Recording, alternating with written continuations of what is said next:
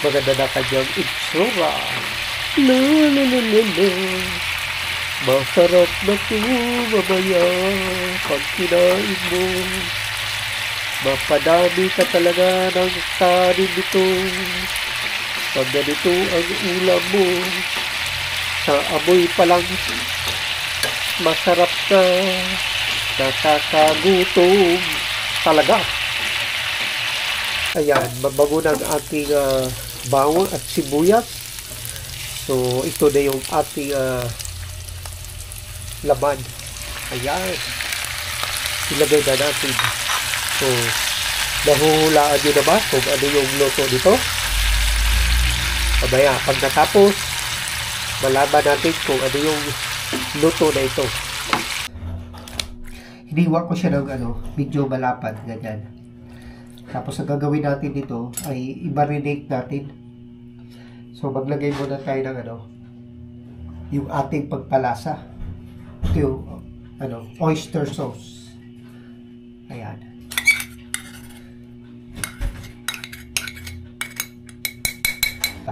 Ayan.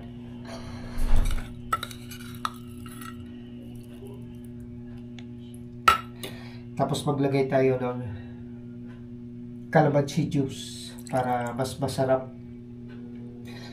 Ang idagdag natin ang paprika. So pag may ganito guys, masarap dito. Ayan. Tapos para mas malasa yung ating pag-marinate, ito yung ilalagay natin guys. All-purpose marinate. So ibabad natin siya ng kalahating oras, 30 minutes. Ito kasi guys, mas masarap to. Yung iba kasi pag gumagawa dito, nilalagyan pa nila ng asukal. So ito pag nilagyan mo ng ganyan, mas swami siya ang lasa. Gagawin lang natin guys ganyan. Para yung mga sauce na ating nilagay ay manuot sa ilalim. So dahan-dahanin lang natin para mas maayos yung ating pag-marinate. For that, huwag tayong magmamadali kasi lahat ng magmamadali mabilis makarating. So para ayaw yung mabilis makarating, kailangan dahan-dahan. Diba? Hindi naman tayo nagmamadali. So ganyan lang guys. Para manuot yung mga ricadong ating nilagay. Ayan. Para na siyang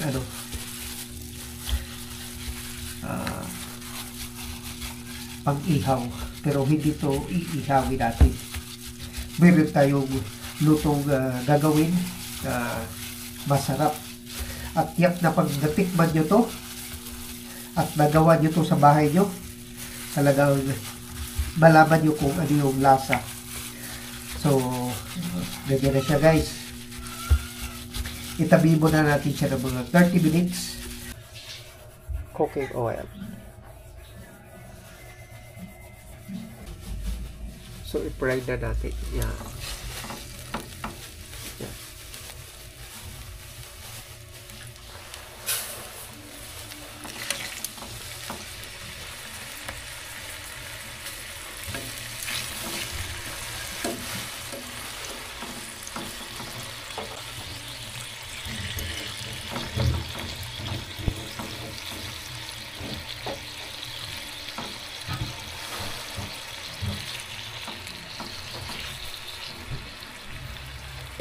Balik na rin natin. Ayan. Okay. Diba pag na-marinate, maganda yung kanyang itsura. Saka mas malasa pag na-marinate yung ulam. Ayan.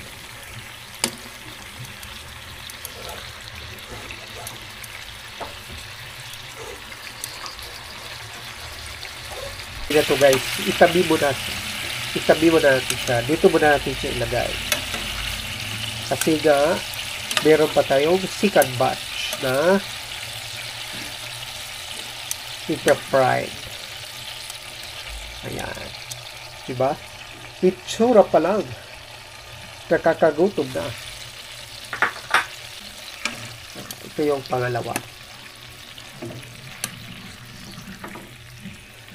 Hininaan ko muna ang apoy.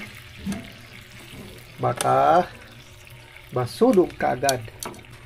Mamaya, kakain tayo at malaman natin kung masarap o hindi itong aking menu. Ito na yung ating chicken butts. Yan. Kalahating kilo lang to guys. Yan. Malapit na. Malapit na maluto ang ating niluluto. Babalik tayo babaya. So guys, okay na yung ating chicken butts. So, ililipat na natin siya dito. Pagsamahin na natin sila. Ayan. Pagsamahin na natin ang magkakamukha.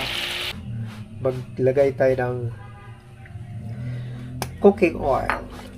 Kung sa Tagalog, mantika. So, tapos, ilagay natin yung ating bawang. Ayan, kinamay ko na. Mga 4 na piraso to guys. Atin lang halo-haloin para yung nasa ilalim ay iibabaw. So, ganyan na guys hanggang sa maluto. Ayan. Tapos, isunod natin yung ating sibuyas. Ayan.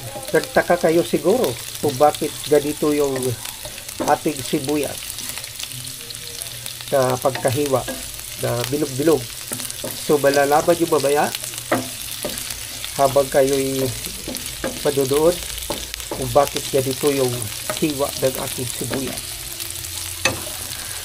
Ayan. At antay lang natin na maluto yung ating sibuyas at ang ating bawang.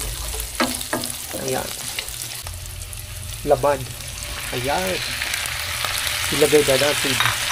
So, nahuhulaan nyo na ba kung ano yung luto dito? Mamaya, pag natapos, malaman natin kung ano yung luto na ito. Ayan. Yan, diba? Ang ganda ng kanyang itsura. So, ito guys, yung sauce kanina na ginamit natin pag marinate. So, ilagay natin dyan para mas masarap at malasa yung ating niluluto. Para lumambot yung ating niluluto, ay lagyan natin siya ng kunting tubig. Ayan. Baka magtaka kayo yung tubig na ito. Ito yung nasa marinate guys, nilagay ko ng tubig para yung mga dumikit sa ating nilagyan ng marinate ay matanggal. Yan. Takpan natin para hindi lalabas yung parang malaki yung aking takip. Iba pala ito. Sandali.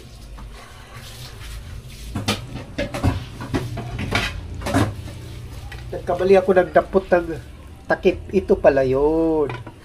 Yan yung bagay dyan. Diba? Tayo natin kumulo.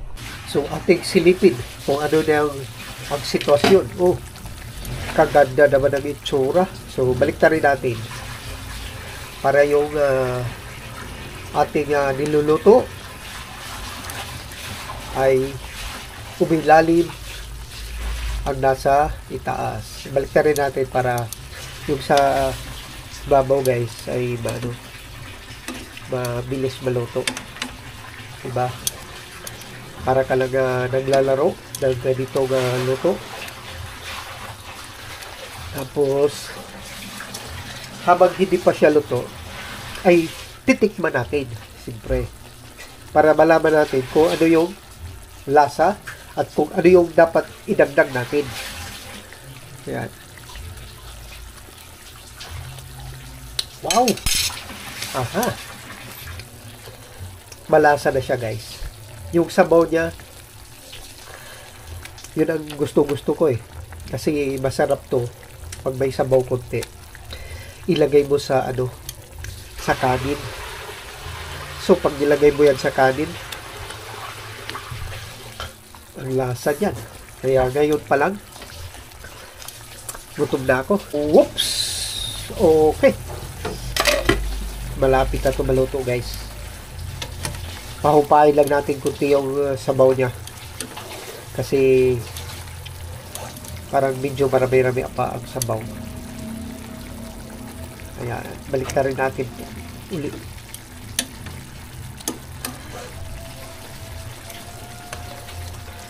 Ayan. Mamaya, pag medyo humupa na o bumaba na yung tubig, kala mo mamaha, no? Luto na yun. So, luto na siya, guys. Ngayon, yung pinakahuli, ilagay na natin. Yung pinaka-toppings niya. Ito yun, guys. Ayan. Sibuyas. Ayan. So, alam nyo na kung anong klaseng luto yan. Ngayon, haluin natin, guys. Ayan. Ito na yung gamitin natin. Ay, hindi. Pero tayo ditong pang gamit na. Dadhanin lang natin. Ayan. Para maluto yung sibuyas. Ayan. Kailangan ng dahan-dahan. Para hindi tatalsik ang ating niluluto. Pagka kasi tumalsik, sayang yung sibuyas. Mahal pa naman ang kilo dito. Alam niyo ba kung magkano ang kilo ng sibuyas ngayon na puti? 120. Ayan. So, luto na yung ating guys. Ating putahe ngayon. Kung sila pa, pork stick. Pero sa akin, pwede rin pork stick. Kasi karamihan ng pork stick may sibuyas. O, pag may pork kayo, guys, magandang luto yung ganito, masarap, malasa, at matamis-tamis na medyo masim-masim. Basta lagyan nyo ng mabasitas. Yung mabasitas kasi, guys, kompleto ricados na yun. Kaya pag nilagay mo, hindi talagang malalasahan mo ang sarap. Hi guys, magandang gabi sa inyong lahat. Dito naman inyong likod si Papa Rex. May bago naman tayong putahe ngayong gabi. Ang tinatawag nila pork stick. Tama ba yun? Pero guys, bahala na ngayon kung anong klaseng menu ang pangalan nito. Talagang pinaghirapan ko to at inaral ko talaga ng gusto para na lang, para may ma-share sa inyo at maibahagi sa ngayong gabi. So hindi na tayo magtagal pa, guys. Subukan na natin at kainin. Umpisahan na natin. Mga kabataan, anong masabi nyo? Tahimik sila, guys. Gutom na. So, unahin natin ang kanin. Ito yung, pag walang kanin, walang rice. Diba? Kulang tayo sa rice. Kaya minsan, magpa-check up tayo. Pag magpa-check up ka, sabihin sa'yo, pag mahina ka sa kanin, kulang ka sa rice. Dagdag ka rice. Pag masubra naman sa rice, magkakaroon ka ng sakit. Ito na yung guys. Oo. Tignan nyo naman. Oo. Ipangyayabang ko yan. Hindi man pagyayabang, pero pinapakita ko sa inyo na talagang magugustuhan nyo. So, ano pang gagawin ko? Kukuha na ako ng isa. So, kayo mga nandyan, kayo lang muna kayo, ha? Unahin nyo muna ako. Tapos tingnan nyo guys, yung sabaw, Tapos ang gagawin mo sa sabaw, ibahog mo yan, ganyan. Kaya pag nagluto kayo, kailangan medyo may sabaw. Ayan. Tapos, pag kumain ka, siyempre, pag kumain ka, namnamin mo yung, yung sarap, lasa. Okay. Kaya, kumain na kayo. Ano rin ako? Kinuha na yung ulam. Nawala na. Nawala na. So, ito yung sibuyas, guys. Wow. Sarap na naman. Talagang papadami ka ng kanin. Hindi lang papadami ka ng kanin. Pati ulam. Tingnan natin yung Yung karne. Tingnan mo naman yung tsura niya guys, oh. Diba? Tapos tikman natin na ganun. Wow! Masarap siya. Dahil yung pagkahiwa niya, manipis lang. Ano ba sabi nyo? Salita kayo. Masarap pa? Sobrang sarap. Sobrang sarap daw. Isa lang nagsalita. Yung dalawa kaya? Hindi ko pa natikman. Ano ba? Ikaw? Ano sabi mo? Dahan-dahan lang ha? Natikman ko Huwag sa kang sabaw. magbulunan. Ay, sarap nga. Ikaw? Sabaw pa lang. Deliciously. Sabaw pa lang yun ah. So, kabayit ko na guys. Kaya ano? Bilog yan, circle. Buti na lang may naibintong sibuyas na malaki. Kasi pwede mo ganito ang luto. Lang. First time ko magluto dito guys. First time. Oo. Malambot siya oh.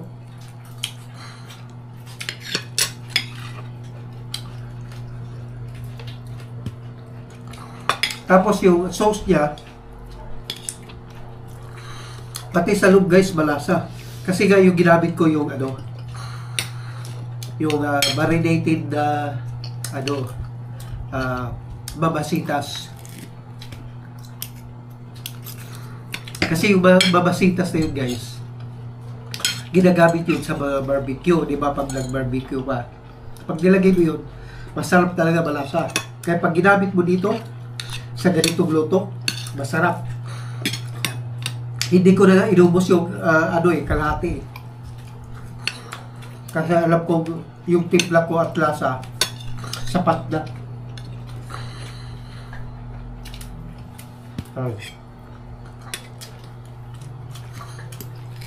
Yung mga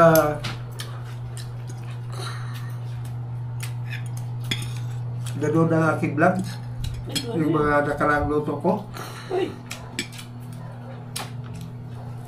Maraming salamat sa inyong pagtangkilik. Sana huwag kayong magsawag tumangkilik sa aking mga simpleng luto at simpleng putahe na alam kong kaya kong gawin at i-share sa inyo. Kaya ngayon, yung mga hindi pa kumakain, kahit tayo yung mga kumain na, so manood na lang kayo. Susubo ko na. Sarap, sarap. Masarap. Yung wine mo, masarap din. Ito yung wine ko. Tubig. Wine. Yan. Tubig pala. Tubig. Ibig sabihin ng tubig, dalawang malaki. Kung sa English, pag sa Tagalog, anong tawag? Dalawang malaki. So, wine invisible. Sarap. Tubig lang. Masarap talaga guys, oh. Naluot kasi yung lasa niya eh. Biro mo naman? Ikaw ba naman? Ibabad ng 30 minutos sa mga Ricardo. Siyempre, siyempre pag inano mo na yun, lulutuin mo yun, nandun na sa loob. 30 minutos silang nagsiksikan. Kaya tignan nyo guys, napadami ako ng kanin, dadagdagan ko talaga. Dahil nga, masarap at malasa. Kailangan lang kasi guys, tira kayo ng sabaw. Huwag masyado tuyo. Kasi, mas malasa kasi ang sabaw. Kasi ang sabaw, nandun lahat yung mga Ricardo. Kunin mo yung Hatiin mo pa talaga. Nagtatalo sila sa ulam. Kasi masarap daw. Oh, lipat man yung ulam. Dito naman. Yan. Nagugulahan ng ulam kung saan pupunta. Oh, ito yung sabaw niya guys. Oh. Ilagay mo dyan. Tapos, lagyan mo ng sibuyas. Ganyan. Masarap. Pero, ayun sabi nyo. Sarap. Mahirap Walang pag bero. Masarap. ako lang nagsasalita. Oo. Ayaw na magsalita guys eh, kasi Sobrang sarap. Hindi gusto makapagsalita. nila kain lang na kain. Kaya thank you pala sa inyo lahat sa mga tumatangkilat ng aking mga nilulutong mga ulam, tapos ito pinagsasaluhan namin. Ano? Kaya ko ginawa to para may ma-share ako sa inyo na alam kong luto. Tapos pag naluto na ganito, kinukwento ko sa inyo habang kumakain. Sarap. Kayo yung aking kausap, mga nandiyan na nanonood. Panoorin nyo na lang sa cellphone, sa TV. Tapos Hindi ko kap. kung gusto nyo mag-comment kung ano yung sabihin nyo. At ito, konti na lang, pangalawang ano ko na to, sandok. Pero konti-konti lang. Wala nga para sa tapos pagpasok sa bukas sa trabaho, ito yung babaunin ko. At talagang guys, hindi ako nagbibiro. Talagang sinasabi ko lang. Kasi mga nilagay kong mga sauce guys, meron na siya yung marinated, tapos may oyster pa. Tapos yung limon, yung kalamansi. Pag nilagyan mo kasi ng kalamansi, masim-masim siya eh. Mas parang sumasarap yung yung mga pag nilagyan mo ng gano'n. Tapos nilagyan ko pa ng paprika. Tapos nilagyan ko pa ng paminta. O, di ba? Ilang na yon, ricado. Tapos binabad ko pa 30 minutes. Kaya gano'n ang resulta. Malasa, masarap. Kaya ganado kang kumain. O yan. Hanggang dito na lang guys. Para aking ma-share dahil busog na ako at wala na akong ibang maisip. Kundi i-try nyo sa bahay nyo na ganitong luto. At yung mga ricado, pwede kayong mag-invento kung ano yung pwede nyo pang idagdag ng mga ricado para mas malasa at masarap yung inyong luto. Kaya thank you guys. Itong inyong lingkod si Papa Rex. Ako po ay nagpapasalamat sa inyo lahat sa lahat ng gano'n na aking vlog na luto-luto. At thank you sa inyong suporta. At maraming salamat at magandang gabi. Mabuhay tayong lahat. Babong!